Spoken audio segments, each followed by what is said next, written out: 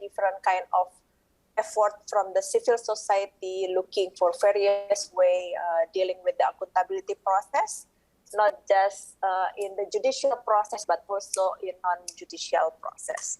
So civil society having a main role in advocating those kind of mechanism is not just they are dealing with those kind of mechanism, but also promoting that the formal mechanism will be established in that region. So in the Solidarity for Gwangju today, we will discuss about defining an incomplete transitional justice and some of the remaining tasks. We are dealing with the transitional justice mechanism. What we also acknowledge that some of the tasks is still have a problem, still have some remain accountability process. So there will be a sharing each country transitional justice and historical recognizing process and enhancing solidarity with the international civil society against state violence. In particular, in South Korea, of course, we have to learn a lot what really happened in South Korea and how is the democracy is ongoing currently. We have also Myanmar, the spotlight region in the Asia when the military dominance it still continue, and of course civil society is still looking how to deal with the transitional justice in the countries, and also Aceh in Indonesia when we have a very unique situation that we have a local permanent institution on the Aceh and Reconciliation Commission. And the last one, we have a very special guest from the El Salvador to discuss about how is the commission of searching disappearance is continue in the countries. So we will have 4 speakers. The first one, we will have Mr. Ho-Joon. Apologize if I having wrong mistaken to spelling the name. He is the editor of Han Kyure, a progressive and independent newspaper established in 1998 as a result of the democratic movement in Korea. So it's really one of the reform, media reform in the countries. So the Han Kyure is committed to journalist freedom, democracy, peaceful coexistence, and national reconciliation between South and North Korea. The media is also become a first newspaper that made public its progressive editorial stance and provides Korean readers with a fresh perspective. So he will discuss about the peace process and transitional justice in the aftermath of the Jeju uprising, one of the a landmark situation as well in the South Korea. The second one, we will have Ms. Leo Pu, one of the board member of the Network for Human Rights Documentation in Burma, ND Burma. Ms. Lupu is the General Secretary of Taang Women Organization. Since 2006, she worked with the ND Burma as a representative, and she is also serving as a board member for 3 years until now.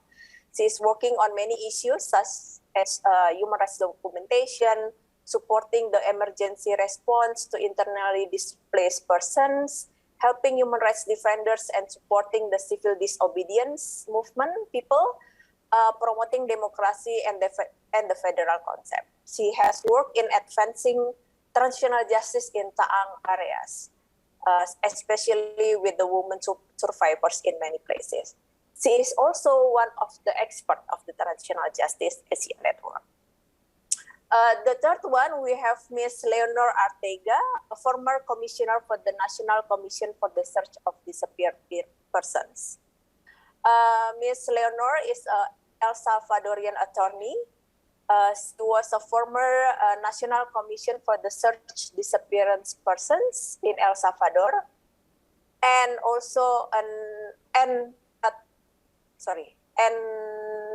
at other position. Yeah, she heads the program on impunity and grave human rights violation at the Due Process of Law Foundation in the Washington D.C., who leads research, advocacy, and monitoring initiative on transitional justice issue and current state violation in Latin America.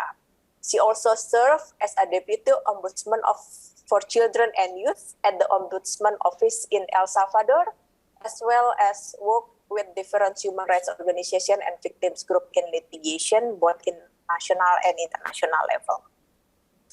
And the last one, of course, we have Ms. Oni Imelva, Deputy Chairwoman of the Commission of the Aceh Truth and Reconciliation Commission, Indonesia.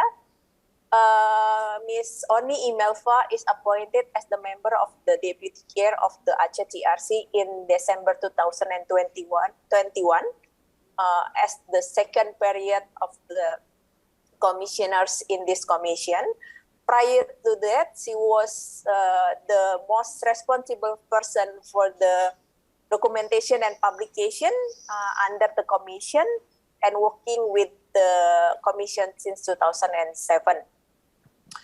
She also worked with the Directorate of the Communication for the Rehabilitation and Construction Agency for Aceh NIAS in 2006.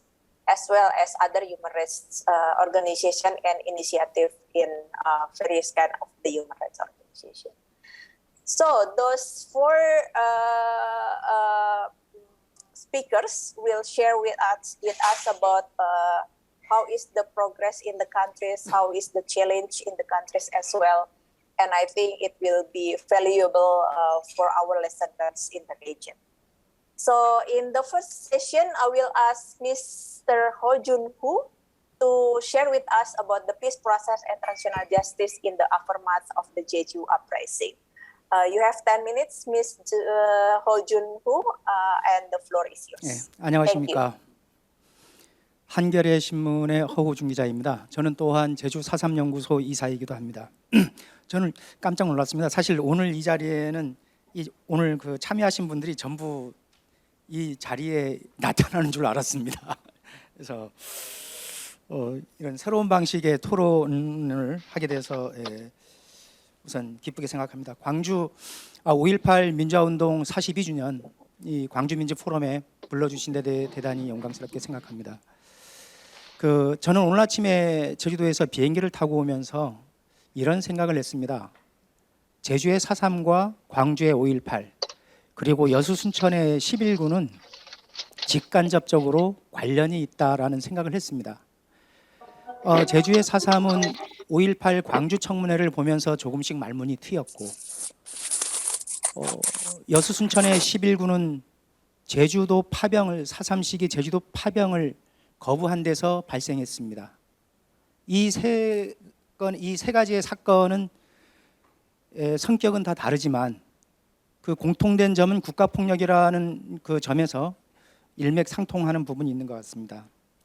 오늘 제게 주어진 시간은 20분인데요. 미리 나눠드린 발표문을 건너뛰면서 읽어가도록 하겠습니다. 저는 그런 거죠. Sorry, 20 minutes. 20 minutes. Sorry, Mister. Yes, 20 minutes. My mistake. 네네. 20분. 예. 그래 그렇게 우리 한번 생각해 보시면 어떨까요? 하얀 눈 위에 흩어진 붉은 동백꽃처럼 동백꽃 같은 선열이 뿌려졌던 제주 4.3이 지나면 푸른 하늘이 서러운 광주의 5월을 마주하게 됩니다. 그리고 여름이 지나면 쪽빛 바다가 구슬픈 여수 순천 지역의 11구를 우리가 마주합니다. 한반도의 남쪽 끝, 이 남녘 땅에서 벌어졌던 그 고통, 남도 사람들의 가슴앓이는 1년 내내 계속되고 있습니다. 오늘 제가 발표할 제주 4.3 사건도 우리 여기 참석하신 분들은 처음 듣는 얘기일 테고 제주도가 어디 있는지도 잘 모르시겠지만 충분히 20분 이내에 설명을 드리도록 하겠습니다.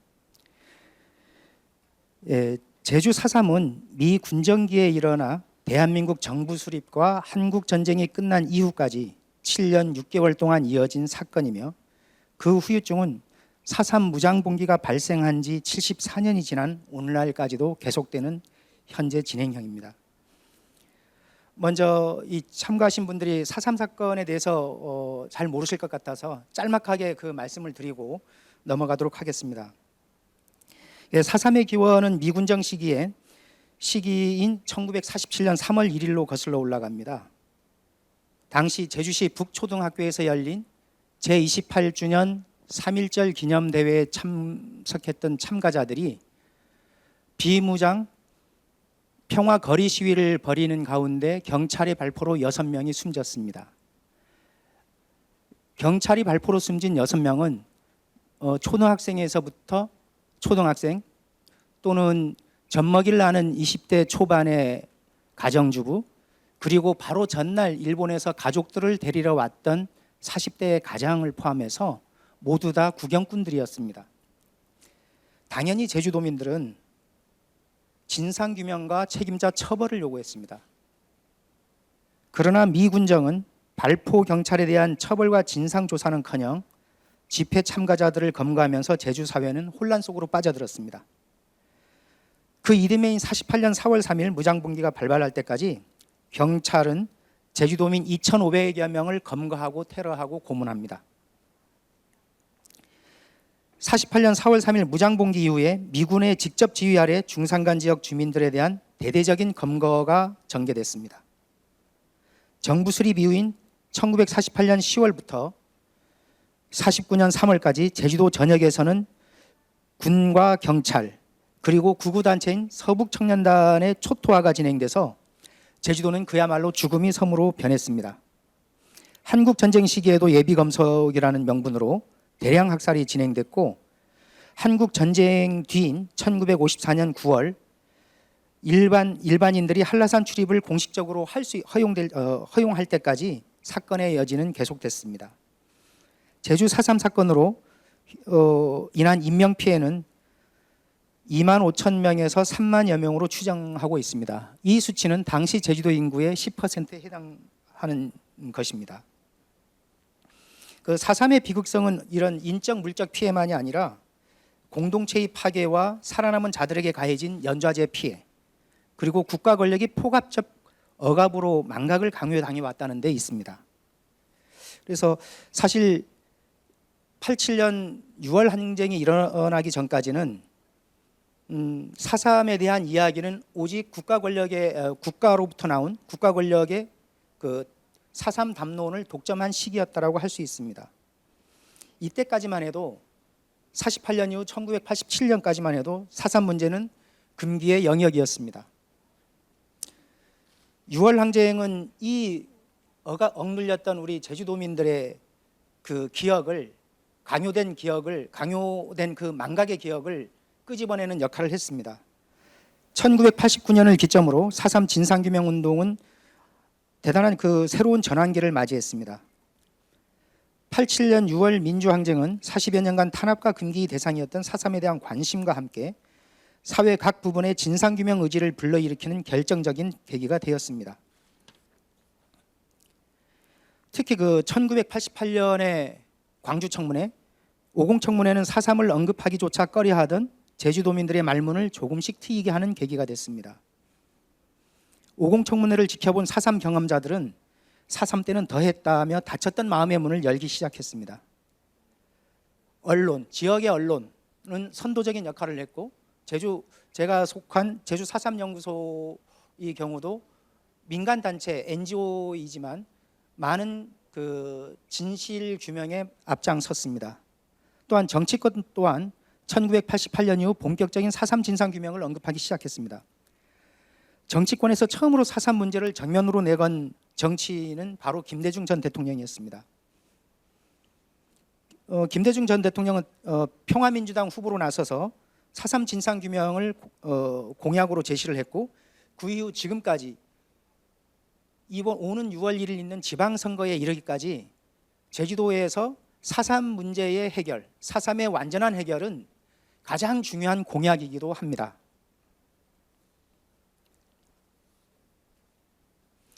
제가 1989년 처음 기자 생활을 했을 때 그 당시 이른바 제야단체, 시민사회단체에서는 4.3 특별법 제정 요구를 꾸준히 했습니다.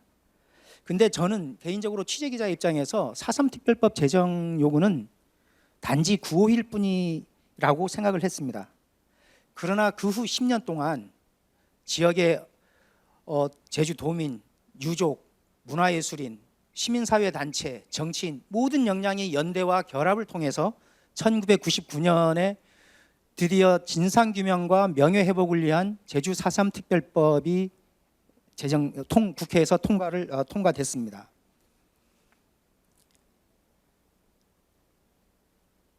그리고 2000년 1월 공포된 제주 4.3 특별법에 따라서 진상조사가 실시됩니다. 이 과정은 5.18과는 좀 다른 그 과정을 거치게 되는데요.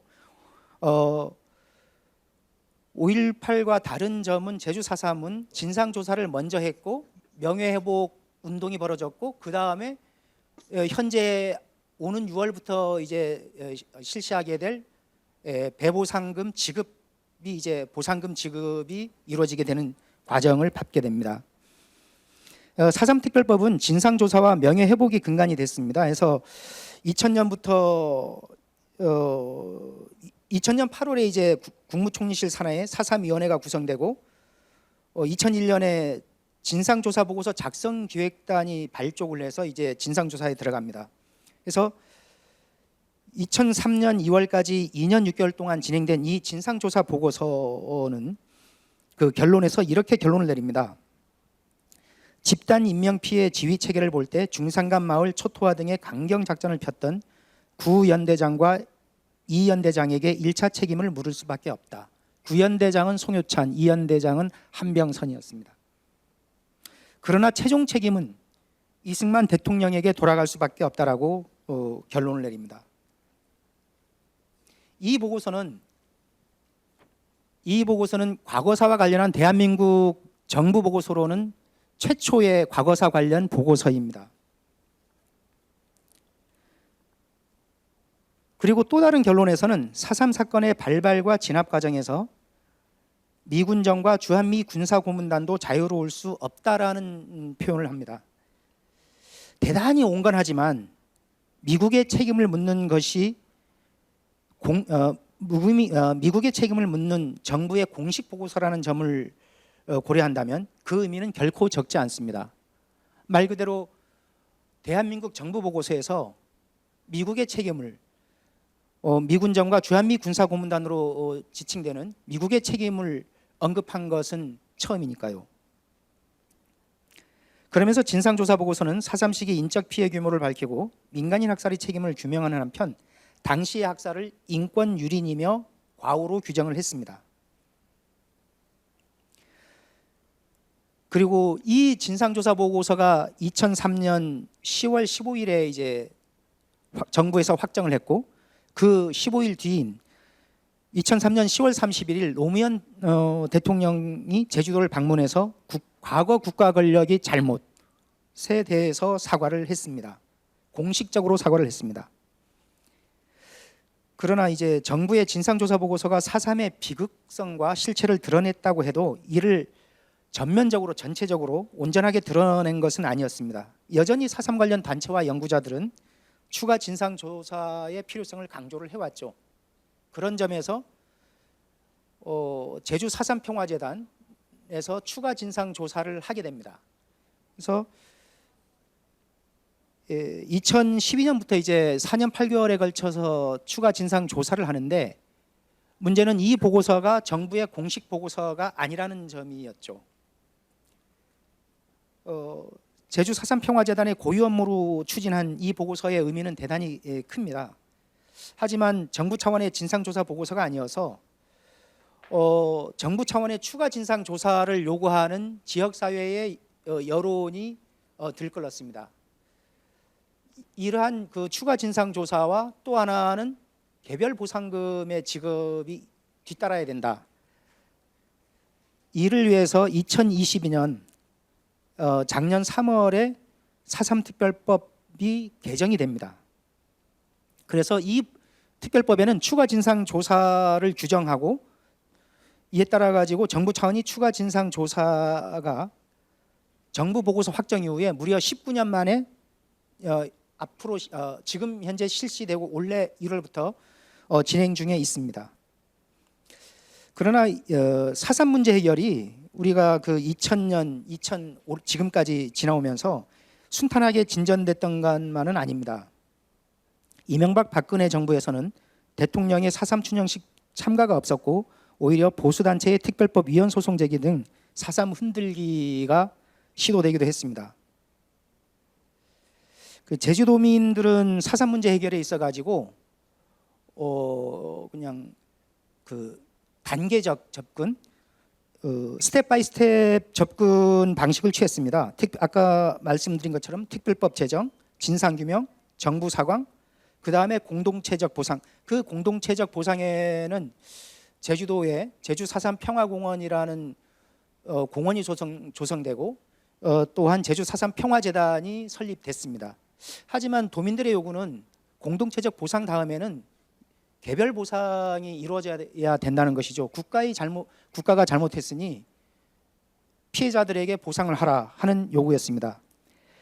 희생자 명예회복과 관련해서 가장 큰 걸림돌이 바로 그 보상금 지급이었습니다. 그래서 4.3 희생자에 대한 배보상 문제는 문재인 정부 들어서 가시화됐습니다. 문재인 대통령이 후보 시절에 공약을 했고 희생자에 대한 배보상은 완전한 명예회복을 위한 조치이다. 적극적으로 검토하겠다라는 데서 시작을 됐고 오랜 논란 끝에 보상금을 지급하는 내용이 담긴 특별법이 지난해 3월 통과된 것입니다. 정부는 보상금 지급을 위해 그리고 이 보상금 지급은 이제는 어떤 보수 정부가 들어서도 되돌릴 수 없는 사실이 됐습니다. 그래서 정부는 보상금 지급을 위해서 1차 연도인 올해 한화로 1,810억 원의 예산을 편성했습니다. 그리고 2026년까지 5년 동안 순차적으로 지급하게 됩니다. 결론 부분을 읽으면서 제 말씀을 마무리하도록 하겠습니다. 제주 4.3은 사건 이후 탄압과 억압의 긴 시기를 거쳐 과거사 청산운동의 진정과 더불어 이행기의 정의가 어느 정도 궤도에 오르는 시점에 이르렀습니다. 4.3은 사건 이후 40여 년 동안 지속된 독재 정권의 탄압으로 금계의 영역이 됐었습니다. 1988년 국회의 광주청문회는 제주도민들에게 봉인됐던 4.3의 문을 열게 하는 단초가 됐습니다. 제주도민들은 진상규명운동의 대열로 합류했고 학술, 문화예술, 언론, 학생운동, 종교 등 각계의 연도와 제주도 안팎의 노력으로 사건 발발 반세기 만에 4.3 특별법을 쟁취할 수 있었습니다. 이러한 4.3 진상규명운동은 몇 가지 성과와 의의를 내포하고 있는데요. 첫째가 대한민국 과거사 청산의 한 모델을 창출했다고 할 수 있습니다. 4.3 문제 해결의 단계적 접근을 통해 탄압과 억압으로부터 4.3 특별법 제정과 진상조사, 명예회복이 순서를 밟고 있습니다. 이런 점에서 여순 사건을 비롯한 과거사 정리의 단초를 제공했다고 할 수 있습니다. 두 번째는 연대의 중요성을 일깨웠다는 점입니다. 4.3 유족회와 4.3 단체, 언론, 문화예술, 정치권의 연대가 4.3 특별법 제정의 동력이 됐고 이것은 진상조사와 명예회복의 길로 가는 토대가 됐습니다. 세 번째로는 4.3 진상규명 운동 자체가 피해의식에 사로잡혔던 유족과 희생자의 명예회복을 위한 인권운동이자 화해와 상생을 위한 평화운동이라고 할 수 있습니다. 4.3 유족들은 가해자 처벌을 요구하지 않았고 유족회와 또 다른 편에 있는 경우회, 경찰 쪽이죠. 경우회 제주도 지부는 화해의 악수를 했습니다. 그러나 4.3 문제 해결로 가는 길이 순탄하지만은 않습니다. 이른바 우리가 얘기하는 무장봉기 주도 세력, 당시 무장봉기 주도 세력에 대한 몇몇 일부는 여전히 4.3 시기 희생자에서 배제된 상태입니다. 이것은 헌법재판소에서 2001년 보수 우익 인사들이 제기한 4.3특별법 위헌 청구 소송에서 그 4.3 관련 사망자 가운데 무장봉기 주도 세력을 희생자의 범주에서 배제해야 한다고 결정해버린 데서 비롯된 것입니다. 어쨌든 이 부분은 우리가 두고두고 풀어야 될 과제이기도 합니다. 또한 4.3 유족들이 보상금 지급 이후에도 화해와 상생의 바탕 위에 4.3을 기억하고 기념해 나가야 하는 것도 중요한 과제입니다. 정부가 19년 만에 실시하는 추가 진상조사도 사실 녹록한 작업은 아닙니다. 4.3 특별법 제정 이후 보수 정부에서 4.3 흔들기가 진행됐듯이 윤석열 정부에서 4.3 추가 진상조사가 어떠한 방향으로 갈지는 대단히 주목되는 부분입니다. 다행인 것은 윤석열 정부의 제주도 공약 가운데 가장 우선순위도 4.3의 완전한 해결입니다. 그렇기 때문에 4.3의 해결과 4.3의 정의로운 이행기의 정의로 가는 길에는 이제는 역사를 되돌릴 수 없다라고 생각합니다. 과거사 문제 해결은 이렇듯 제가 앞서 말씀드린 바와 같이 연대에 있다라고 할 수 있습니다. 이상으로 제 발표를 마치도록 하겠습니다. 감사합니다.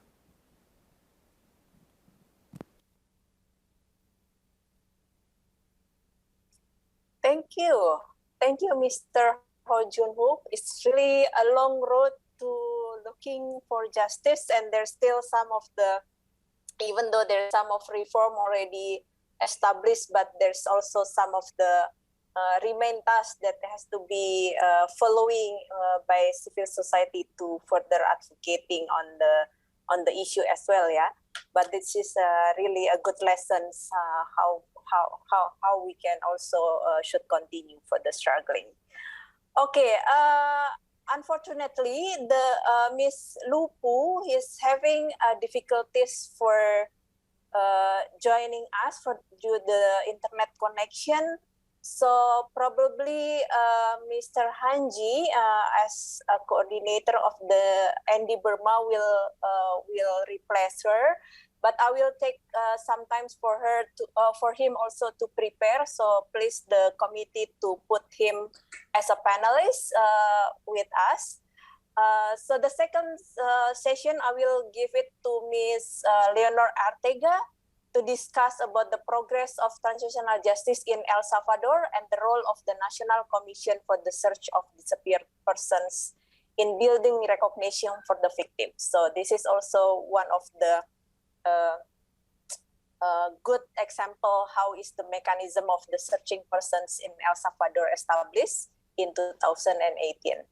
And Ms. Leonor, as a former commissioner of the commission, will share all the effort of that.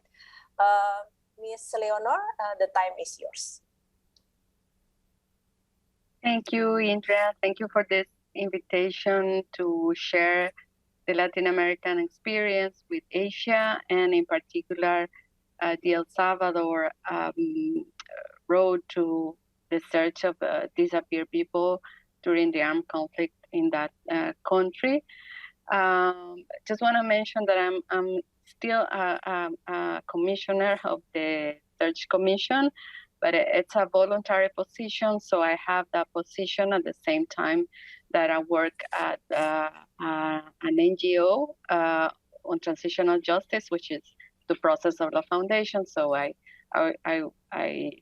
do have this position at Conabúsqueda, which is the name of the commission in El Salvador, and also I work at TPLF. Just wanted to clarify that. Before going into details about El Salvador, just wanted to make some comments about the Latin American experiences on the search of on disappearances, right? In Latin America, I mean, disappearance and enforced disappearances is one of the most emblematic crimes associated with repressive regimes or internal conflicts of the recent past, such as those that took place in Chile, Argentina, Peru, and also El Salvador and Guatemala. And it is also an ongoing reality in countries including Mexico and Colombia. Some probably very conservative numbers suggest that more than 250,000 people have been forcibly or involuntarily disappeared in the region over the past decades. So, of the 10 countries that the United Nations has identified as suffering the highest rates of disappearances or enforced disappearances since 1980, 7 are in Latin America. So, despite, or maybe perhaps because of this horrible history, the region has been a pioneer in promoting responses. The Inter-American Human Rights System,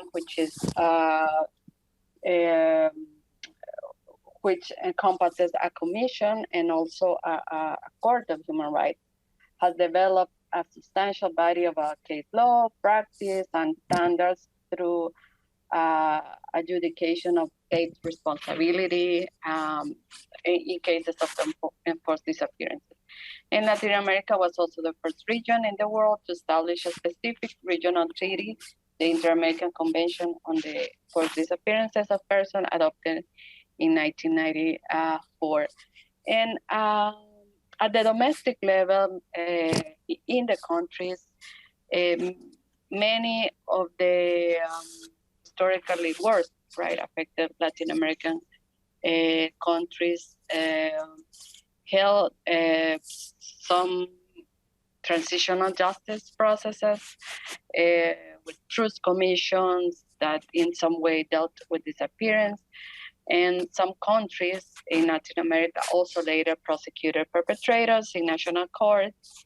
And sometimes there were some judicially driven search activity. And also Latin America, as in almost in every other region of the world, there's a strong history of civil society activism that advocated for justice, for victims and relatives, and for the identification of those still disappeared. These strong voices from the civil society actors favored the rise of specialized independent forensic teams, and also more recently, in the past few years, these Latin American states have issued legislation or presidential decrees establishing specialized official mechanisms or commissions or institutions to search for the disappeared.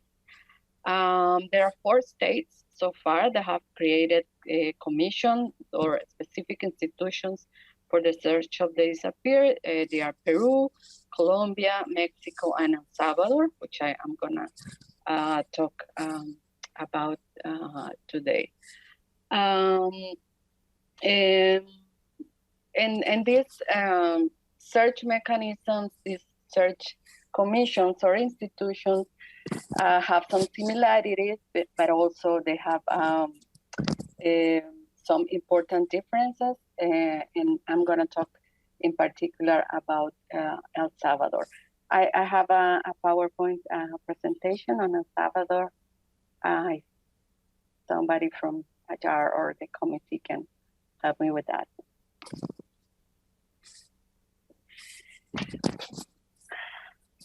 Wonderful, thanks.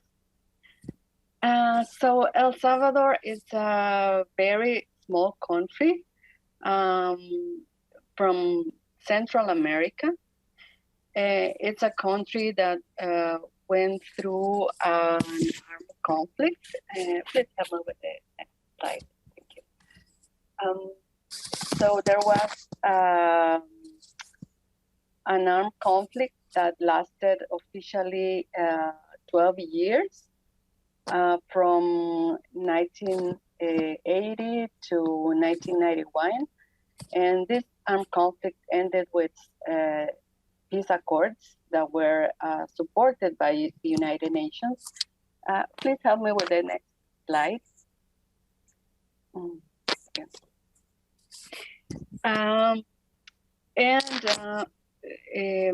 After the armed conflict ended, or the peace accords provided some transitional justice measures, even though the peace accords didn't mention the transitional justice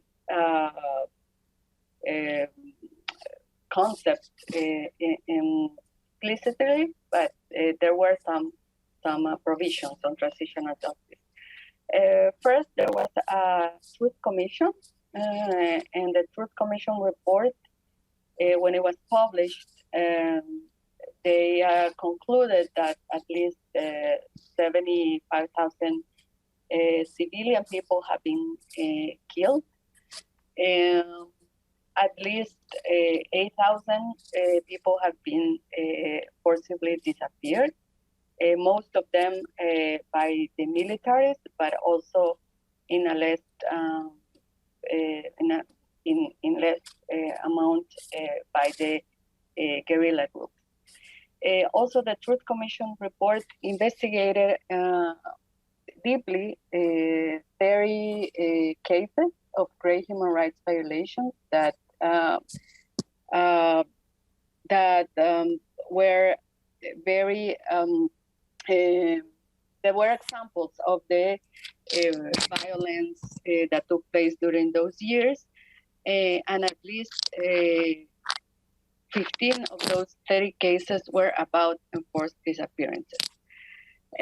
And also the Truth Commission documented 22,000 cases, and as I was saying, 85 of these cases were committed, of these crimes were committed by agents of the state, also paramilitary groups and death squads, and just 5% to the guerrilla group.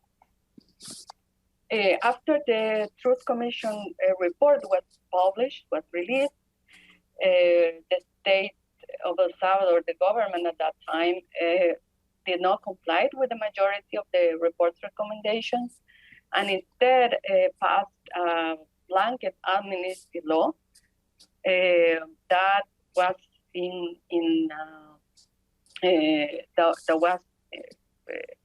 that obstaculized, that didn't allow justice for the victims of the massacres, the tortures, and the enforced disappearances that took place during the armed conflict. Please help me with the next slide. And after the Truth Commission also gave us this rough number of 5,000 cases of forced disappearances, but victims groups and NGOs still talk about 8,000 numbers. Now, CONA Búsqueda is conducting an official census, so it's still the exact number is still pending. The majority of the disappeared or detained or kidnapped were by state actors. So we're saying in particular members of the military and also paramilitaries.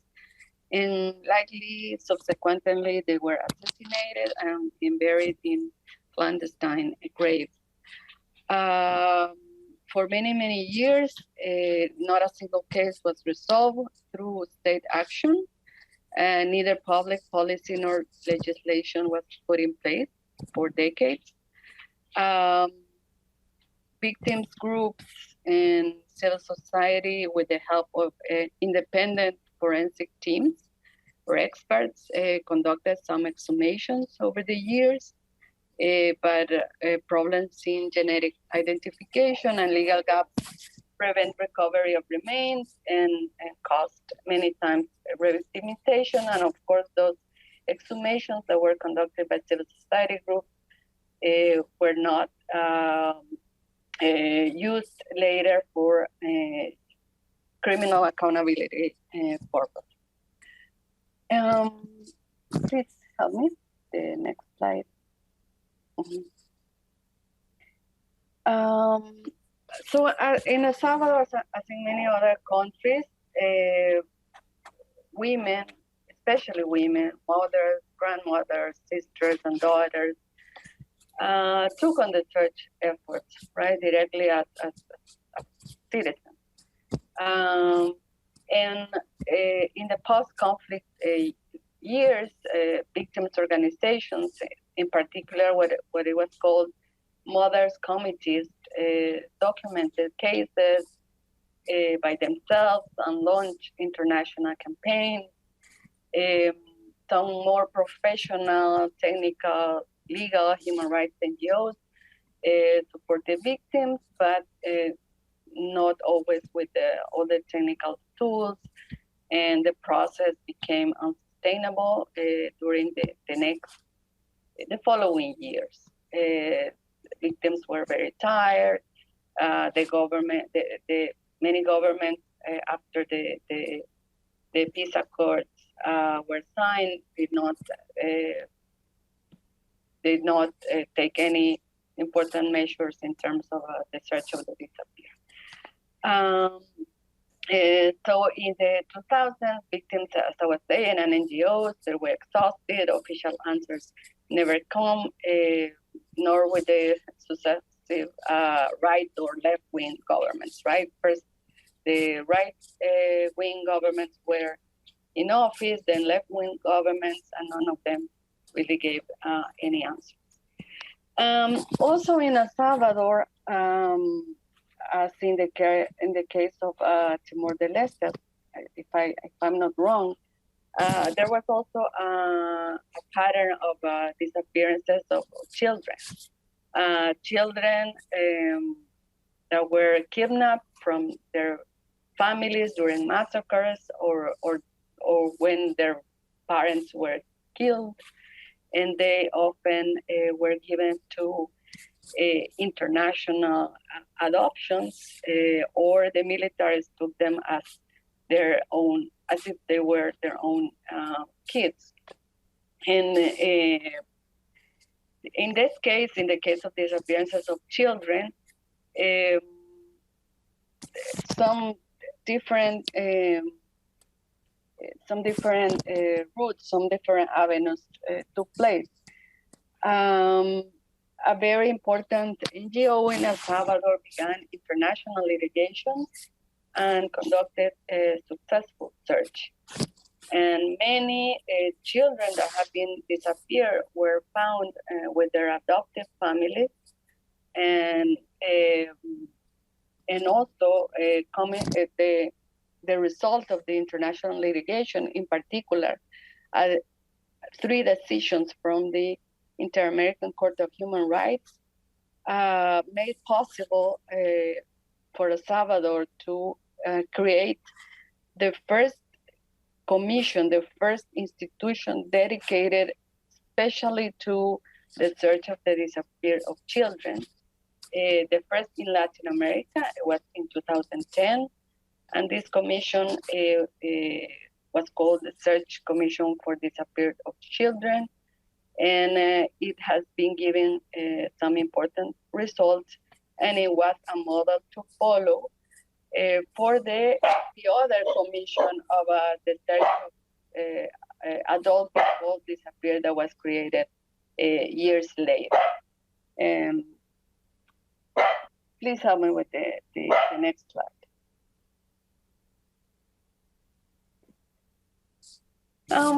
So even though the search of the children who disappeared was making some progress, in the case of adult people who had disappeared, there were no answers still. But in 2016, the government at that time opened an opportunity for engaging in dialogue to review what was going on with the people who had been disappeared in the armed conflict.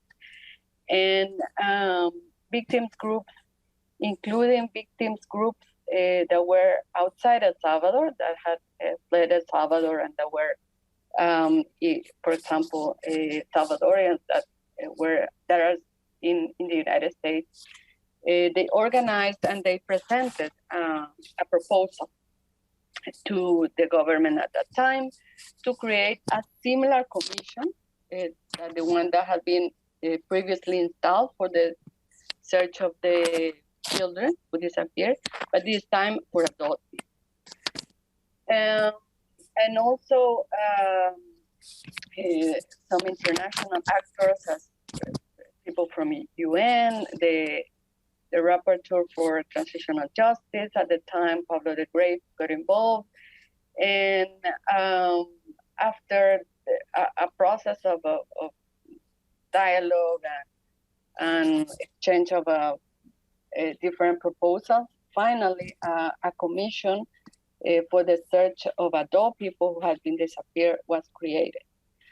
It was created by a presidential decree and not a national law, as the victim wanted, because the Congress opposed to this and they didn't approve the law. So the alternative was created this commission, at least by a presidential decree.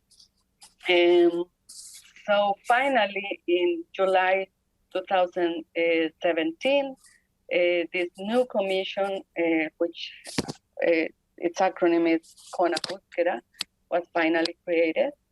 And in practice now, the Commission for the Search of Children Who Disappear and the CONABUSQUEDA work as one mechanism.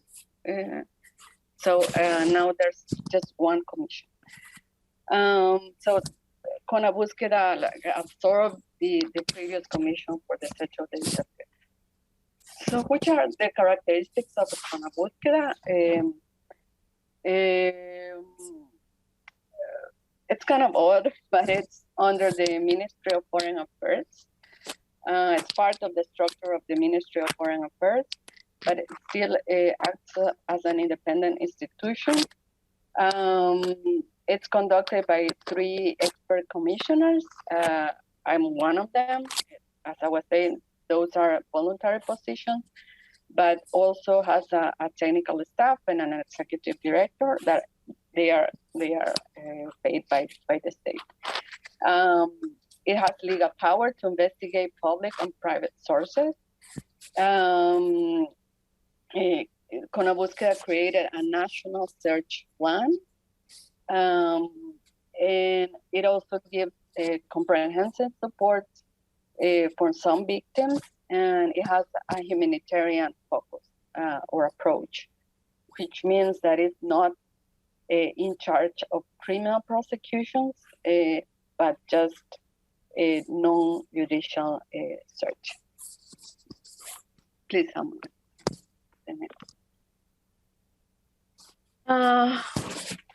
which are the challenges after 5 years that CONABUSQUEDA was created?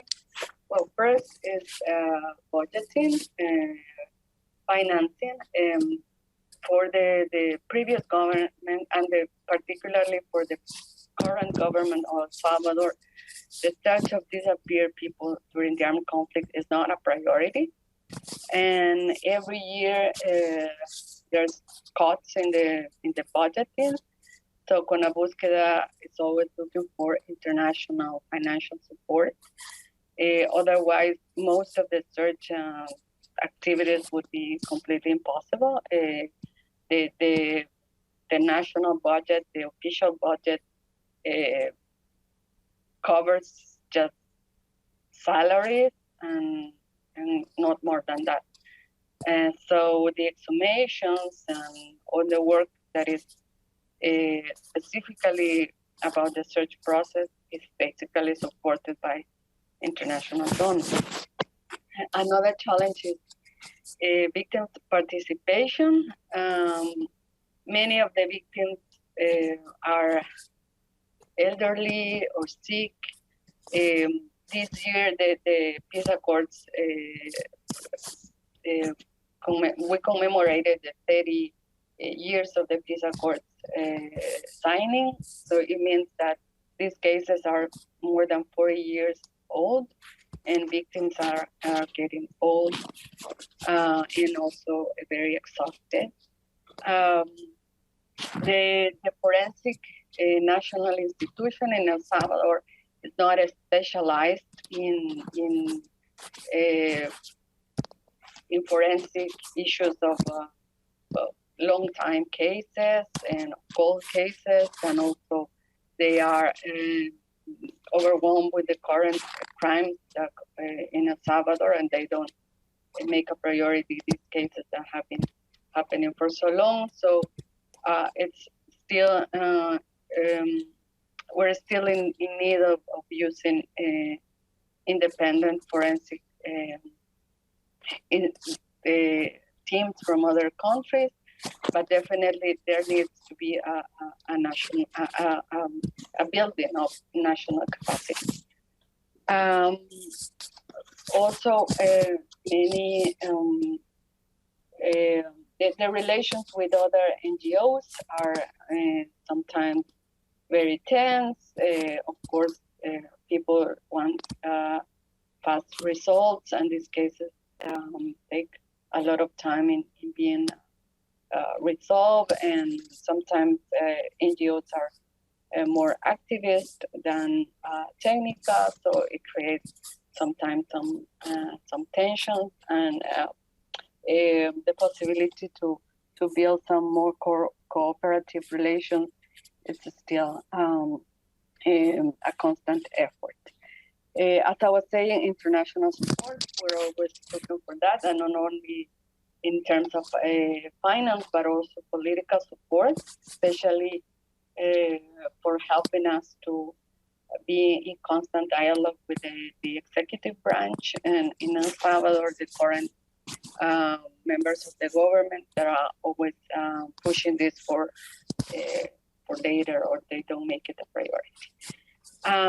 And definitely, maybe the most difficult challenge is getting any kind of collaboration of the armed forces and also from former guerrilla members.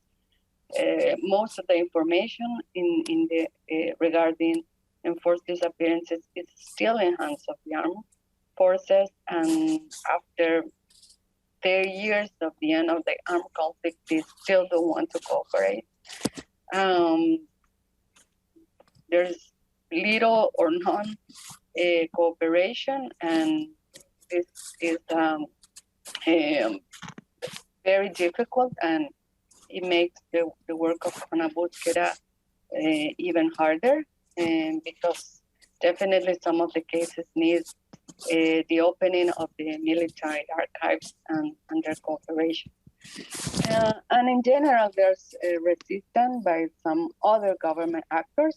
Conabúsqueda is a government institution, but some parts of the search process needs the collaboration of different institutions within the executive branch and also the other branches, including the Attorney General Office, which is in charge of criminal prosecutions. So building those relations takes time and patience, and those are the two things that we don't have, right? Because these cases the victims are getting old, and also perpetrators of people who have information is getting old, they are dying, so biological impunity is present. But still, this is a model that, with all the limitations, have proven to be effective. The Commission for the Search of Disappeared Children has resolved 300 cases from the 800 that are registered. And in the case of people who had adults who have been disappeared, we have only solved 3 cases so far, but we are actively investigating at least 150. It seems not enough. Definitely, these numbers are not what victims expect. But this is the progress that we have made so far, and I think that these opportunities to exchange with other regions of the world give us a wider perspective, and I hope in some way this is useful. So thank you. Thank you very much, Leonor. I think despite of all challenge that you face, again, for us in Asia, this is like a progressive initiative by the government, and we will take some lesson from you. The latest, Ajar and DPLF just launched the report together about the initiative of the search of disappearances in Latin America and Asia. So looking how is the lesson from both region and how we can taking some exchange initiative as well. So we already put it in our website. So if you want to learn also about our initiative, that will be useful, particularly from the Latin America context. That's the reason why we will have a collaboration on this project. Again, thank you very much, Leonor. The third session, I would like to give a floor to Oni Imelva, the Deputy Chairwoman of the Aceh Truth and Reconciliation Commission, to share about the updates of the Aceh TRC report, as well as a challenge again, and strategies in ensuring the implementation of the recommendation, in particularly on the issue of truth and reparation. So, Ms. Oni, the floor is yours. You have 20 minutes. Okay, thank you, Mbak Indri. Yeah, okay. Very good morning, everyone. My name is Oni Imelva. I am Deputy of Chairperson of Aceh TRC, or KKR Aceh. First, I would like to thank the May 18 Memorial Foundation and also to Asia Justice and Rights, AJAR, for the invitation. And it's really good for me to be here in Gwangju Democratic Forum 2022. It's very important meeting. So we can learn about transitional justice in Asia context and also in Latin America. Today, I would like to update the current work of Aceh TRC with my presentation, A Lengthy Road to Truth and Reparation for Victims of Human Rights Violation in Aceh, Indonesia. Okay, I'm going to the first slide. Yeah, I will remember you to look back to Aceh contemporary conflict. Aceh has been hit by armed conflict, and the three even start before Aceh joined into Indonesia. The most advanced chapter that was clearly recorded began in the Dutch and Japan colonial era since 1873 until Indonesia proclaimed its independence on 17 August 1945. After Indonesia's independence was proclaimed, Aceh was still hit by a civil war called the Chumbuk War in 1946 to 1947. It took place between the ulama and the nobility, who had different views of how to fight for the fate of Aceh at that time. The Chumbuk War ended in defeat on the part of the Ule Balang, which marked a social revolution in the Aceh society. In 1953, Aceh faced rebellion of Darul Islam, the ITI in Aceh. They want to uphold Islamic principle in Indonesia as the promise of the Indonesian president after independence was proclaimed. It was also triggered with some Jakarta political action not siding with Aceh. And when the rebellion has just ended, the P3S political turmoil at the national level made blood splatter again in Aceh. Researchers from Australia just mentioned in her book, The Army and the Indonesian Genocide, Mechanics of Mass Murder, estimate the victim number reached about 10,000 people. The disappointment of the Aceh people continues when Aceh natural resources on the north coast are exploited by the central government without sharing fair profits for Aceh. The workers were brought in front outside Aceh, as well as the security force who were suspected human rights violation against the people of Aceh. This injustice by the government has triggered a revolt in Aceh. In 1976, Hassan Tiro declared Aceh's independence from Indonesia. Blood spilled again. Various operations were carried out in 1976 by the Indonesian military force in Aceh to suppress the Free Aceh Movement, or GAM. In 1989, Aceh was designated as a military service. The operation was repealed 10 years later along with the collapse of presidential regime. The democratic process slowly began to emerge, which was marked by the referendum in 1999 and the birth of several people's resistance organizations in Aceh. The peace agreement between Indonesia and GAM was first made in December 2002 in Genoa, then proceeded with forming a joint security committee. The peace agreement did not go smoothly and was declared a failure. The Indonesian government then imposed martial law for Aceh on May 19, 2003. After martial law, Aceh status changed to civil emergency on May 19, 2004. The war was not over.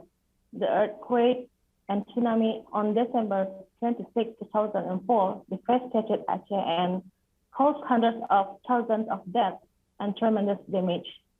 The status of civil emergency was changed to civil order on 19 May 2005, when Aceh began to gradually rebuild after the tsunami. Although gun battles still occur in several areas in Aceh. The government of Indonesia and GAM reconsidered that it is impossible for the reconstruction and rehabilitation will proceed smoothly if there is no peace in Aceh. So which is facilitated by the Crisis Management Initiative. The negotiations between GAM and the Indonesian government were held in Helsinki, Finland, which was chaired by former President of Finland, Matti Ahtisaari. Signed on 15 August 2005, the agreement became known as the Helsinki MOU, the beginning of the peaceful period in Aceh. The length of the armed conflict in Aceh, which not only has an impact on economic growth and welfare of the Acehese people, the conflict also brought casualties, trauma, insecurity, and death wound in Acehese society. The victim of the generally civilians who are not directly related to the victim to the conflict. Civilians are the target of every effort of resistance, suppression, subjugation, and control in area.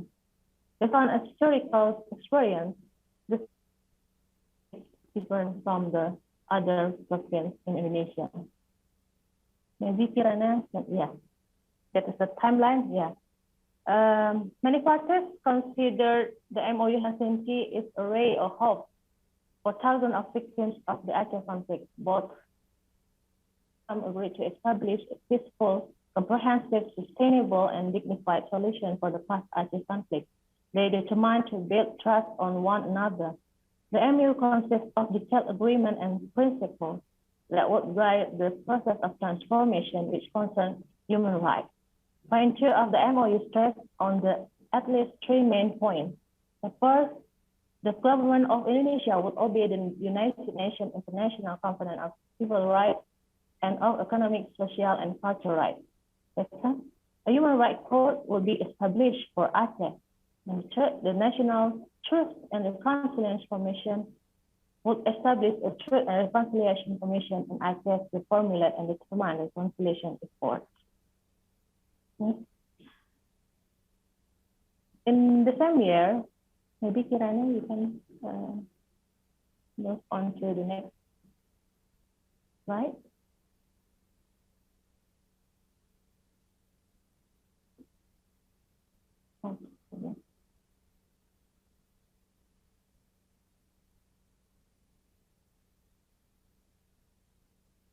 Okay. No, you can back to the previous slide. Yeah, I will present the timeline. In this, back to the previous slide in the timeline. In the same year, on October 28, in line with Indonesia's National Agenda of Human Rights, and to follow up the Helsinki MOU, Indonesia ratified two main human rights covenants. The covenants are the International Covenant of Economic, Social, and Cultural Rights authorized through Law Number 11/2005, and the International Covenant of Civil and Political Rights through Law Number 12/2005. On August 1st, 2006, the government of Indonesia had issued a special law on the governing of Aceh.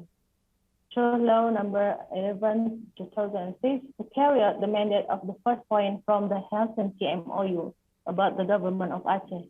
Referring to MOU, there are two main agendas concerning the human rights. The first is forming the human rights core for Aceh, and the second is the establishment of the Aceh CRC as a step toward a full disclosure of human rights violation and reconciliation in Aceh. Both mechanisms couldn't separate from the scheme of transitional justice and handling of the past violence, which in itself is a vital instrument in a conflict resolution. This mechanism has been stipulated also in the Aceh Government Law Number 11/2006. Next.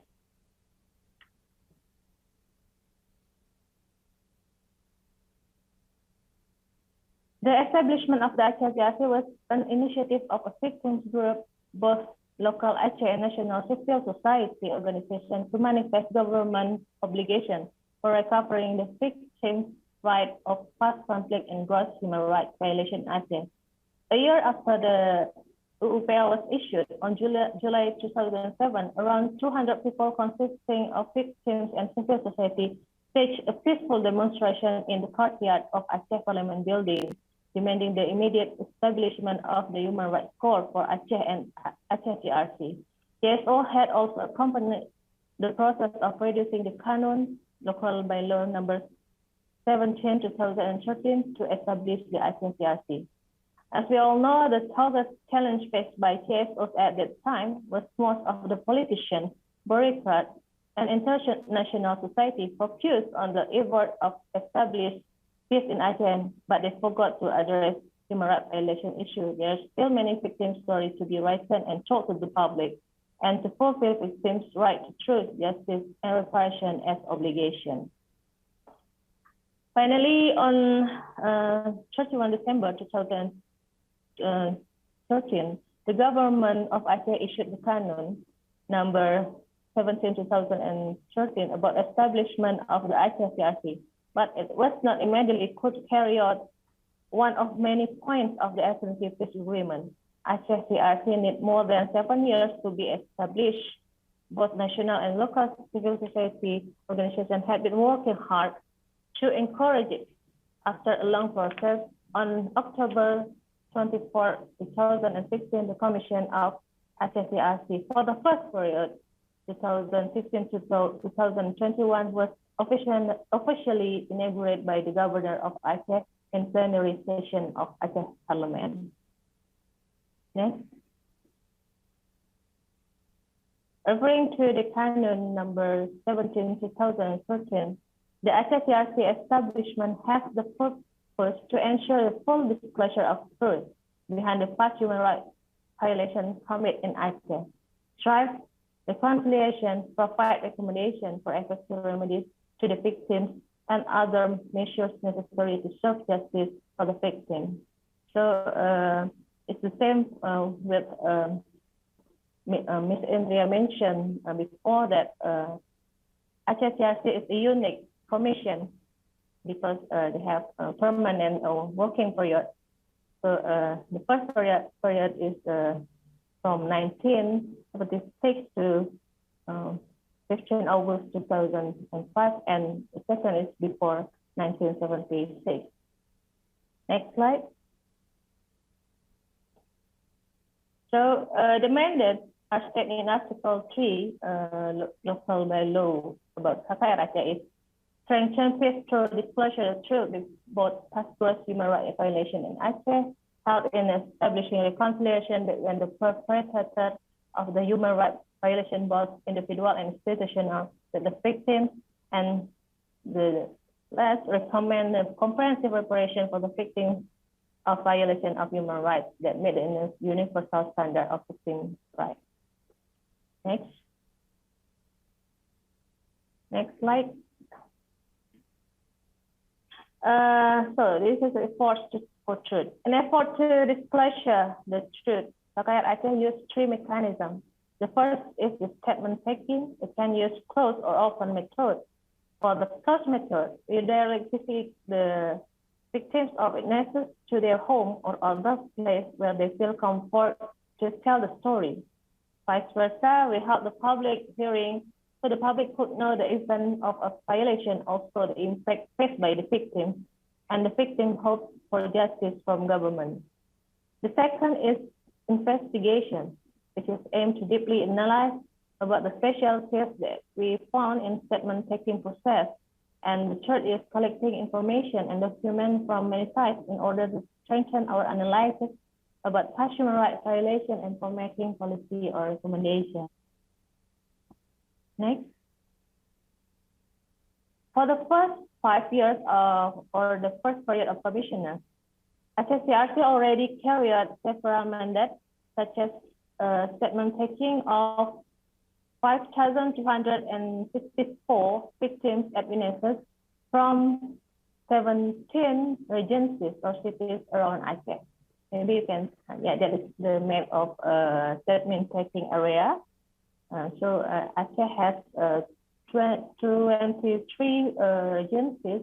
So this is about, I think, 70% of Aceh to coverage the Aceh whole. Next. We had also held 3 public hearings in 2 agencies, Aceh and North Aceh, Banda Aceh and North Aceh, where witnesses and victims told their story in front of the government representatives, members of civil society, foreign bodies, and also press media. The public hearing had disclosure many kinds of human rights violation in Aceh, including forced disappearance, torture, and general terms of violation. Next. For reparation, regarding recommendation on reparation on the victim right, we had recommended 245 victims to get urgent reparation from Aceh government in 2019. It was followed up by a decree of Aceh governor number blah, blah, blah, and this decree would be undertaken by the Aceh Integration Board as budget executing agency. The urgent reparation for the distribute in the middle of this year. In addition, we already recommended 5,264 victims to get compensation from Aceh government. Okay, maybe I used to memorialization. We had also built memorial monument in 3 agencies in Aceh. And hopefully we can build a human rights museum in this our period and more memorial place around Aceh. So maybe I have more time, or I should keep the presentation?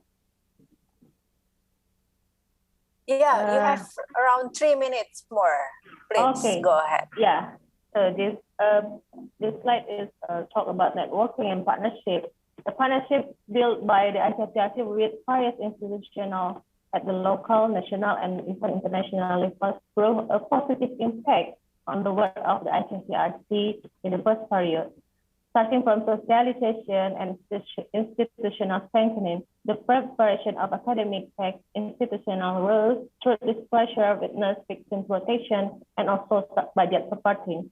On 12 October 2017, Aceh held a regional seminar aimed to gather the experiences and lessons learned from the Truth Commission and to encourage ongoing truth-seeking effort in order to strengthen peace and promote accountability in Asia. More than 100 policymakers, academics, civil society, and survivors from Indonesia, Philippines, Sri Lanka are gathering in Banda Aceh. So the recommendation,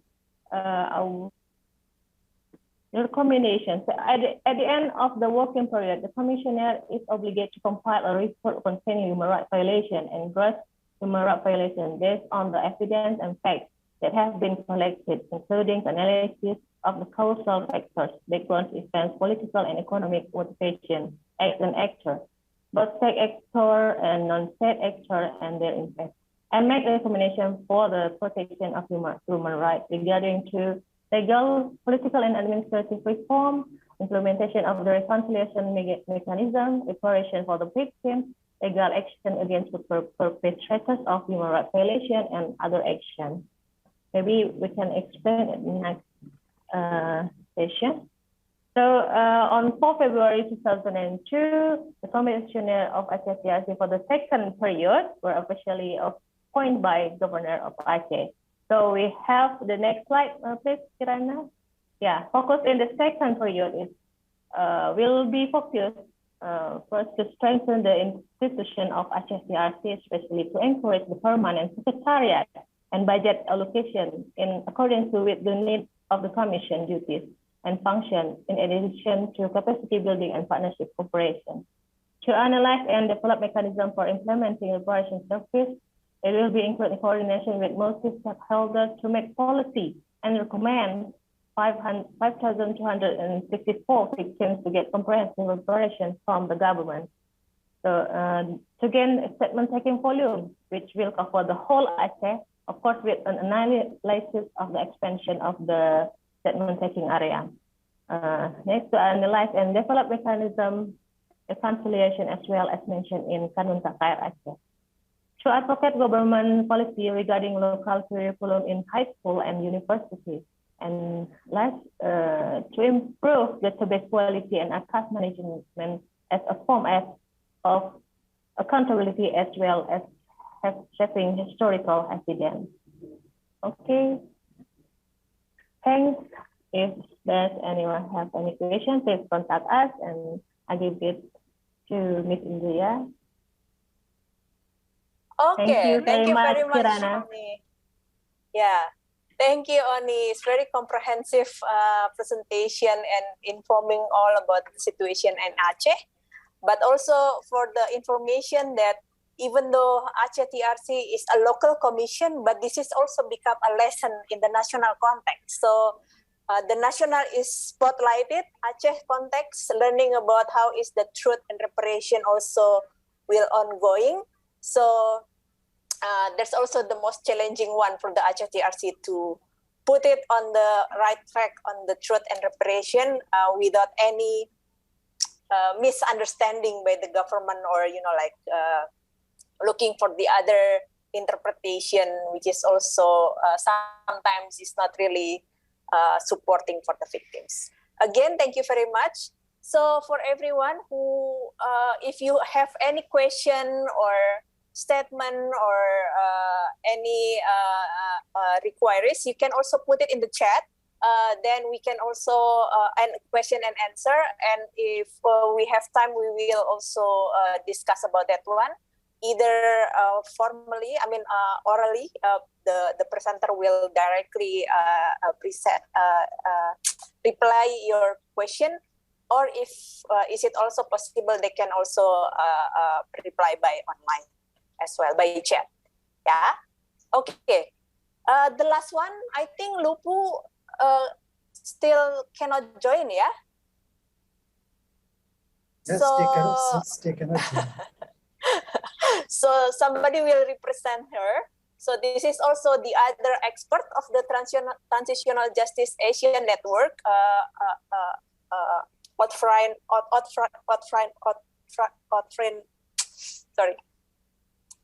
outfront of me, the Hanji, the coordinator of the Andy Burma in Myanmar. So please, Hanji. Yeah, good morning, everybody. Can you hear me well? Because too much raining in my area. Okay, good morning, everybody. My name is Hanji, coordinator of the Andy Burma. Actually, I am not the speaker for this event. I am forced to present. My colleague, she can't get reliable internet access in our area in Myanmar.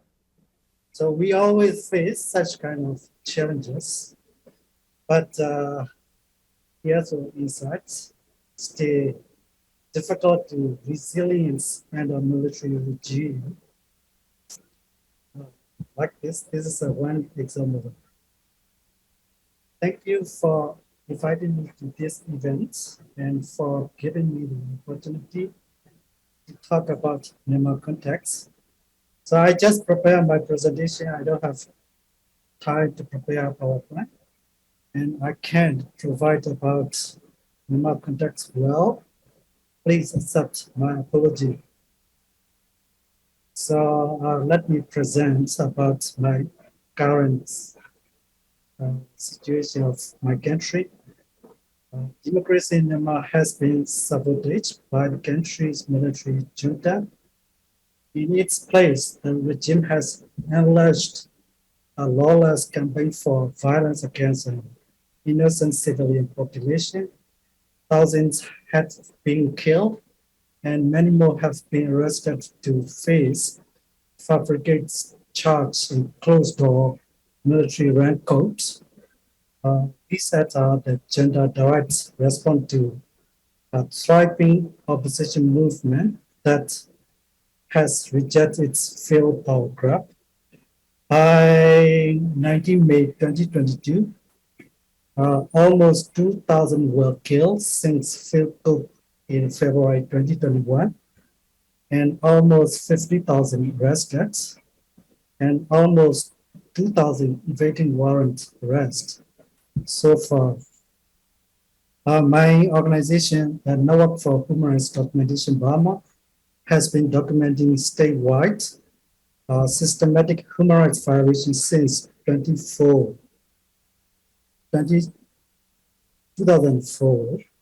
Its 13 member organizations seek to collectively use the truth of what communities in Myanmar have endured to advocate for justice for victims. In the wake of last year's attempt coup, it has continued its efforts to safely and securely document atrocity committed in the country. But the documentation of abuse is always a major challenge for human rights defenders, not only Burma, but also other human rights organizations. But over the past year, it has become even more difficult as it intensifies its use of military tactics across the country. The gender has always targeted those who attempt to collect evidence of its crimes. Internet blackouts and scorch out campaigns. So it's me, the military junta, military soldier, when they approach to the village, so they burn down entire village and they steal the properties of villagers and also kill indiscriminate shelling, shooting to the civilian population. So scorch out campaigns, just two of the ways the regime attempts to cover its tracks. So as you are aware, the four pillars of transitional justice are truth, justice, reparation, and non-recurrence. In Myanmar, however, all pathways toward granting and ensuring transitional justice have been blocked by the regime. Blankets of Daniel continues to scoot up the very function of institutions mean to uphold and preserve the rule of law. Human rights documentation is a pathway to transitional justice that allows survivors to pursue accountability through the international system, granting victims safety and accessible space to share their experience and ensure that the reconciliation process is clear from the beginning. Organizations such as Burma act as facilitators for psychosocial supports and as advocates for restitution. However, under the current regime, those options are no longer even remotely accessible. After the failed coup, most of the CSO outside of the country and new stakeholders, such as National Unity Government, NUG, National Unity Consultative Council, NUCC, they all realize the importance of human rights documentation for advocacy of human rights situation in the country and accountability process. There is no rule of law in Myanmar or any reliable transitional justice mechanism that would hold the military accountable for war crimes, crimes against humanity or genocide. Attack against innocent civilians continue with impunity. It's important to emphasize that transitional justice is not solely about prosecutions and punishments. Justice also involves the provision of reparation to victims, recognition and acknowledgement of the truth about mass violations, and legal security reforms to guarantee of non-repetition. There is overwhelming evidence to suggest that Myanmar military forces have committed great crimes under international law. For example, in February 2022, we released the report about the mass killing in the Karenni state. So in this report, we produced together with the Karenni Human Rights Group that details the gender's war crimes in Karenni states. These crimes were committed with complete impunity. Not one of the victims or their family in the case, including the dozen of civilians who were burned alive on December 24, 2021, has seen a single member of the military face any consequence for these unlawful acts. Justice for victims is routinely denied as soldier protect in military codes. As it stands, Myanmar also has no reparations policy which would provide redress to victims or their families. In 2015, under the National League for Democracy Government, we established the reparations working group to advocate for a state-led reparation program. We did policy advocacy to MPs and NLD-led governments for several times, but since January 2020, there was COVID outbreak in Myanmar and military coup in February 2021. We cannot continue the reparation projects anymore. With no significant policy related to institutional reform in Myanmar, military violation against various ethnic groups and civilians have continued. Anti-Burma as a human rights documentation group network, Anti-Burma documentation shows that survivors want institutional reform to prevent human rights violations from happening again. Right now, fortunately, as Myanmar elected legitimate government, NUG and NUCC continues to look to the future. All stakeholders, including civil society organizations, have an opportunity to collaborate on the drafting of a new federal democratic constitution that guarantees the equality of all ethnic groups, ensures their rights to self-determination, and work towards an end to conflict and security sector reforms that ensure respect for human rights. Through talent and human rights documentation initiatives, have long been carried out by civil society organizations for victims and survivors of the military junta, harrowing assault on civilian life. Justice law overdue. These attacks have spanned decades, yet in the context of the field group, the calls for accountability demand concrete action which will finally put an end to the impunity. Let me conclude my presentation with the following points.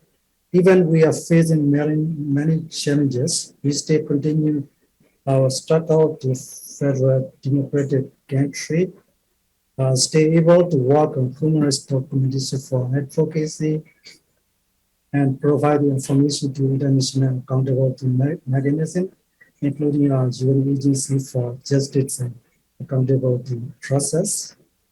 Young generation inside Myanmar still protest against military rule whenever they have chance. Young generation activists and pro-democracy leaders, even in various prisons in Myanmar, they still continue to resilience. Collaboration with the regional and international community for restore democracy and human rights in the country.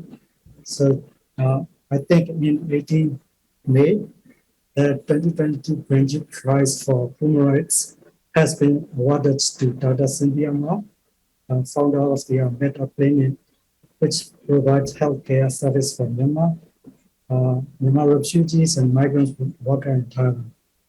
So as Dr. Cynthia Ma, local humanitarian organizations try to provide the needs of refugees, IDs, who are forced to relocate by the military junta, attack such as indiscriminate shelling airstrike, including Scotshot campaign. One military personnel realized the democracy movement and suppression of long-term military operation on the innocent civilian.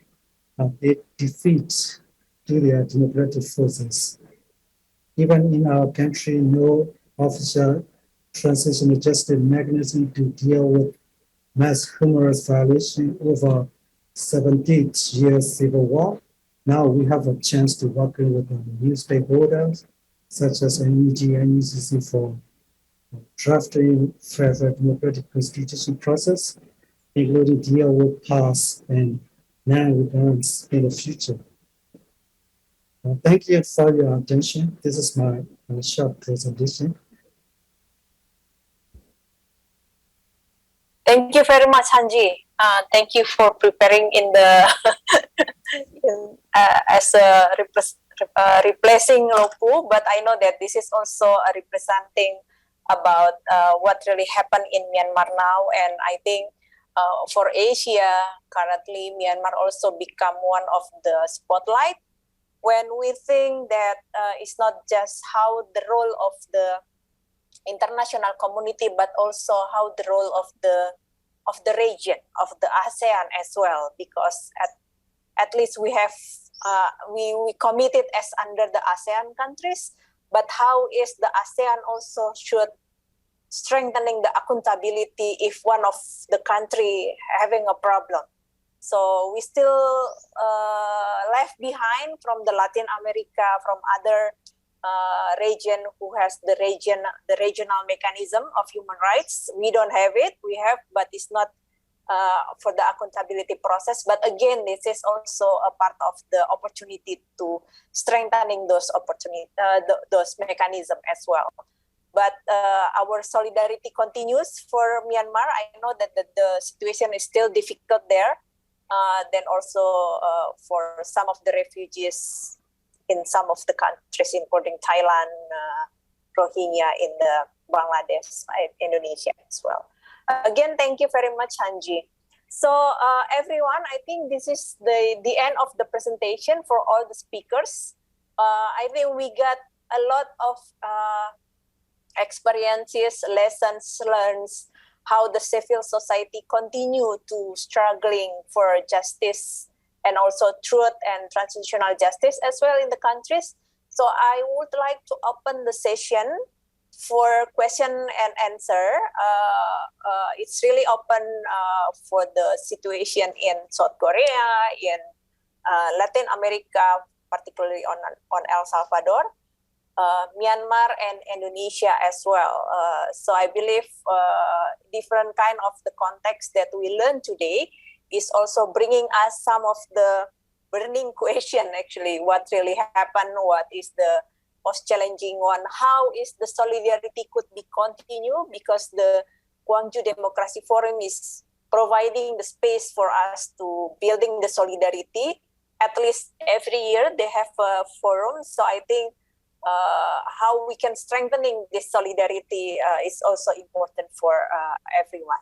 So if anyone want to have a question and answer or have a statement, I open the floor for the participant.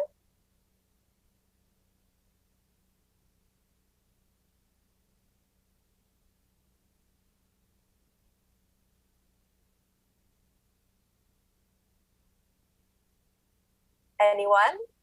It's not just the question and question for participants. If you have a statement as well to strengthening the presentation from the other speakers, it's also still okay.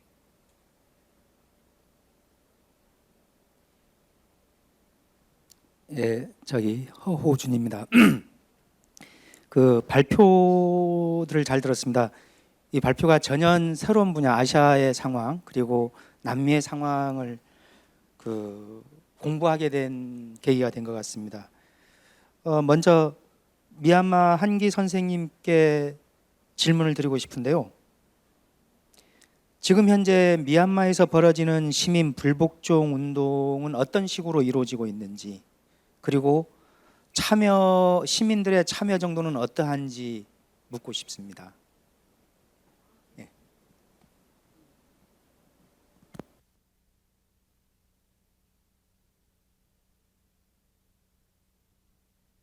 Yes, can I answer? No, you finish? Yeah, I think so. Yes, you can answer, Angie. Yeah, before the Myanmar Supreme started protests against the military rule after the military coup, so civil disobedience movement starts by the doctor, medical workers, health workers, and later these teachers, and also even police and military personnel joined this movement. So we still do not have the detailed list of how many percentage of the employee involved in this process, but many are still joining the civilian movement. So after the military coup, some are able to cross the country, based in Thai-Burma border. Some are still in the opening organization area. They are very difficult to survive without their job. So they are relying on some international aids, and also they rely on themselves. Like they teach the local population, they treat the local population who needs assistance from them. At the same time, some Syrian are still inside the country. But the NUG ministry has the detailed list, but it's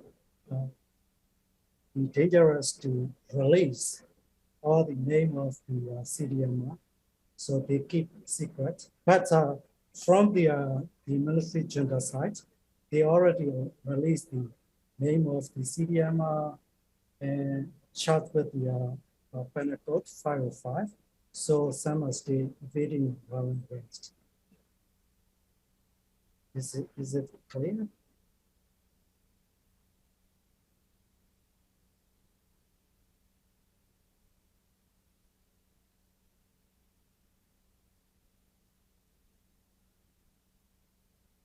Is it clear, Ho-Joon? 네, 잘 들었습니다. 그리고 그 인도네시아 아체 진실화해위원회 부위원장님 오니 이멜바 선생님하고 그 엘살바도르 레오노르 아르테아가 그 선생님께 질문을 드리고자 합니다. 두 지역에서는 전부 다 평화협정이 체결됐는데요. 이제 양쪽의 세력들이 평화협정이 체결됐는데 그렇다면 집권 세력에 의해서 다른 세력에 대한 처벌이라든가 박해가 뒤따랐는지 양쪽 지역에 묻고 싶습니다. 그리고 인도네시아 아체 같은 경우는 긴급 배상을 권고했다는데 어떻게 이루어지고 있는지, 그리고 전체 배상 대상자가 아까 250여 명 정도라고 하는데 전체 배상 대상자 수는 어느 정도 되는지 좀 알고 싶네요.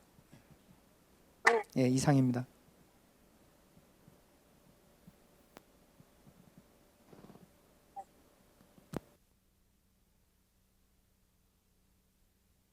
I think the first floor can be put to Leonor first to answer. Then it will be followed with Oni, yeah? Yeah, perfect. In the case of El Salvador, and also in the case of Guatemala and Colombia, which are the three Latin American countries that went through an armed conflict and ended with peace agreement, there were no military wings. I mean, the government, the militaries and the government, and also the guerrilla groups, none of them, let's say, won the war, right? So these armed conflicts from these three countries ended with negotiated, in a negotiated way. So it meant that neither the government or the guerrilla groups hold all the power. The power was distributed with the government and the guerrilla groups. So in that sense, the guerrilla groups and the governments divided, let's say, they divided the power among themselves. But what happened in the three countries that I mentioned, Colombia, Guatemala, and El Salvador, is that civilians, right, civilian victims that didn't were part of the guerrilla groups nor the government, they were usually invisible in these peace accords. And most of them, there were, in some cases, indigenous groups, and in some cases, peasants or people from rural areas. They didn't really receive reparation, truth, and justice, or at least not until many years later. In the case of Colombia, there's been more responses from more pressure and more resources from victims. But in the case of El Salvador and Guatemala, certainly most of the civilian victims were in some way discriminated, and they were not that important. It was peace agreement that the agenda was basically what was important for the two parties, right? But not for victims, for civilian victims.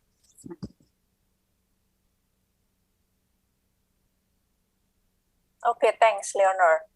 Oni, do you want to follow? Yeah. Okay. Thank you, Indri. Actually, HCAC has already recommended to 245 victims or witnesses to get urgent reparations from the government, and the process is followed by decree from the governor of Aceh, and it's a good achievement that government involved in this transitional justice. This is a good lesson, but I think it's not as simple as we say or we discuss in this forum, because first we recommend the urgent reparation for 255 victims in 2019. So there's 4 years to be allocated by the government budgeting. So this year or middle in this year will be distributed to the victims. This is a good achievement for the reparation program for the SJCRC. So that I could explain about the urgent reparation and who is the victims who get the urgent reparation. So in the local law or Kanun KKR Aceh, the victims who get the recommendation of a reparation, urgent reparation is the victims when the statement taking process they could not attend because some problem is with their psychology or psychiatrist. So we give or we recommend the urgent reparation to government so they can get the urgent reparation. So that's it, Ms. India, and from the Korean. Sorry, I don't know your name. Thank you, Mbak. Yeah, Ho-Joon.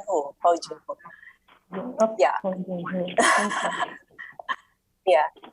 Yeah. So the reparation is the new issue as well. It's not just it's a common issue as a right for the victims, but how government provide it is the new initiative. So I think what initiatives taken by the Aceh TRC also become a landmark if they provide it, because we don't have previously in Indonesia. So that's why the issue has to be monitored closely as well, of course, by the Aceh TRC and the CSOs.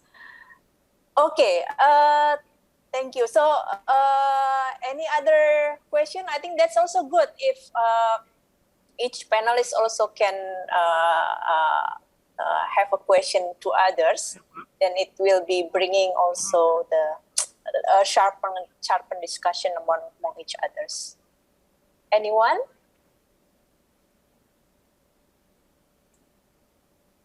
If not, that maybe I also want to have a question for all the panelists actually. Just want to asking about I know that during the process, the mechanism will be the most important one as a formal mechanism to recognize by the government. But also the role of civil society is really important to consistently advocate the case. But I also, this is also a part of my experience is assisting the victims. How the civil society in each country's building, or not just building, but consistently keeping the hopes of the victims. Because like Jeonju incident happened a long time ago. Disappearances in Latin America, it's also around 18. Aceh, of course, around 76, and in Myanmar, of course, it still continue for now. But I know that all of you is also assisting the victims directly in the country. So do you have any, how you call it, any experiences to be shared with us? How to keep it the hopes, and how to bringing the hopes lives a part of all the situation which is not, maybe it's not really good in its context. If anyone can also share. maybe come from the last one, from Hanji, from the Myanmar one, and and Oni, and maybe Leonor, and the last one is Ho-Joon. Yeah, according to our experience, whenever we document the human rights violation on the ground, most of the victims, they suffer a lot over the 70 years, 70 years civil war. So they endure repeats and repeats and repeats. So they finally they don't know the human rights violation, but they have been violent. Need to complain to the local authorities or the NGO and INGO who are working on the human rights issue, because they are used to the human rights violation. They don't understand this is their rights to complain to the local authorities or assess the domestic justice, any level of domestic justice. So in this situation, whenever human rights defender, human rights documenter, media meet with them, they don't want to talk about their story again and again because they are hopeless. They are totally entrusted on the domestic justice system. And also if they tell their story, retribution from the military or an organization, because they always threat. The perpetrator always threat to the victims. If you tell your story to others, so you will be revenge, you will be killed, you will be tortured. So they don't want to share. So in this situation, we show the some successful case study, even not success, but raise the issue from the media and also the state level, prominent political leaders or CSO leaders raise the issue, and then they follow the question. We follow our questions. They are willing to collaborate, especially the sexual violence survivors. So they don't want to tell their story to others. One is if we share, such kind of abuse, they have been violent, and also in the culture and the community. So kind of the victims play, instead of helping the victims or survivor. So sometimes they are out of the community. So in this situation, we try to integrate a survivor of sexual violence with their society, their community as well. So firstly, we need to share some kind of the famous story, success story. Actually, we still do not see any success story in our country, but encourage them to tell their story, their collaboration. Thank you. Thank you, Hanji. I also just realized that we only have a few minutes more, so it's really voluntary if you want to answer the question. Anyone to follow? I'd be happy. Okay, thank you, Leonor. Yeah. Very quickly. There's not a magic formula for working with victims, especially when the time passes.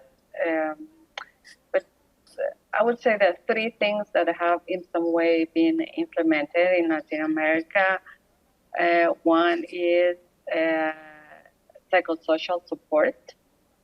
There are different experiences of psychosocial support by civil society groups, and also there are some experience coming from state institutions. And the second thing is trying to create networks and some kind of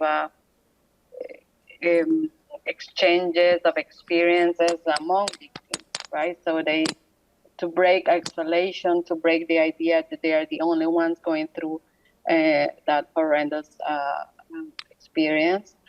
And the third one is to make the victims participate in any effort related to not only to the search in particular, but in terms of political advocacy, legislation, because in that way they feel that they making sense of the experience that they are living. And ultimately, we need to respect when victims don't want to pursue their cases anymore, and we need to respect their rhythms and their wishes. And yeah, that's all I can say. Thank you. I think that's also a good lesson about the exchange. Is Oni or Ho-Joon want to share as well? 저는 짧게 제주 4.3연구소의 활동을 잠깐 말씀드리고자 합니다. 제주 4.3연구소는 1989년에 설립된 그 민간 NGO 단체입니다. 이 단체에서는 4.3 사건의 진실규명을 위해서 가장 중요하게 애썼던 게 구술체록입니다. 경험자들의 경험을 기록하는 작업이죠. 그것을 통해서 진실을 밝혀내려고 노력을 했죠. 이 체록에는 수천여 명의 경험자들을 체록을 했습니다. 그리고 그것은 녹음과 녹화와 이런 것을 통해서 모든 기록을 다 남겨놓고 있습니다. 그리고 심지어 4.3 사건 때는 많은 분들이 일본으로 밀항을 해갔거든요. 살기 위해서. 그래서 그분들에 대한 조사까지도 4.3 연구소는 그런 걸 통해서 구술 체록을 하고 그걸 통해서 또 증언집을 또 해마다 펴내고 있습니다. 또한 해마다 그런 4.3 경험자들의 트라우마를 치유하는 한 방법과 그리고 4.3의 진실을 후세대들에게 공유하는 차원에서 증언 마당을 열기도 하고 있습니다. 그래서 제주도 전체적으로 제주도의 4.3 희생자와 유족을 합치면 제주도 인구의 무려 14%나 됩니다. 현재 희생자와 유족을 합치면 98,917명이거든요. 그래서 이런 그 활동들 74년이 지났지만 아주 어찌 보면 오래된 과거사지만 74년이 지난 현재까지도 여전히 말하지 못하는 4.3의 이야기들이 남아있고 그걸 우리가 기록하는 것은 우리 후세대들의 의무이기도 합니다. 이상으로 마치겠습니다.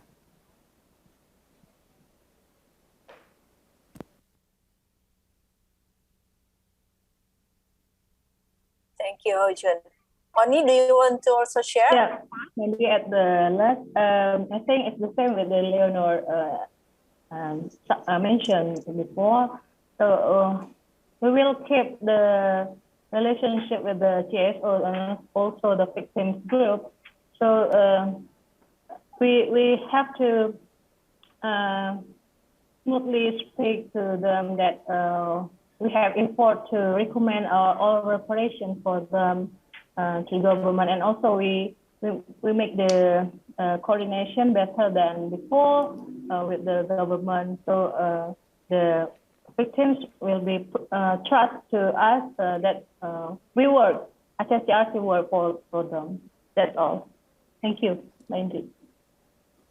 Yeah, thank you everyone. Still the most challenging one, but I think this is also one of the effort that we have to be continue. So I think this is the end of the event.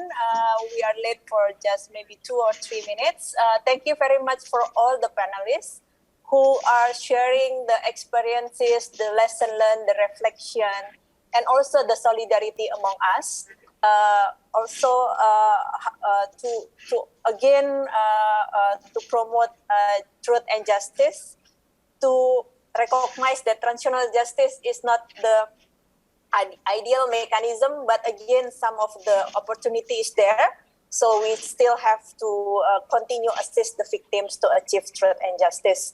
Thank you very much for all the panelists, all the participants joined in this session, and hopefully this is also could be useful for everyone. I think all the recording can be seen in YouTube. I don't know, but the Gwangju Democracy Forum will circulate all the result of the event for everyone who are participating on this process. So the Gwangju Democracy Forum is still continue in the online and offline session. So I think hopefully next year we will have the session offline, so everyone can go to Gwangju, then participate directly in Gwangju. Thank you again, everyone, for all your contribution, and see you again sometime next year, maybe. Thank you. Thank you. Thank you. Bye-bye. Bye. Bye, everybody.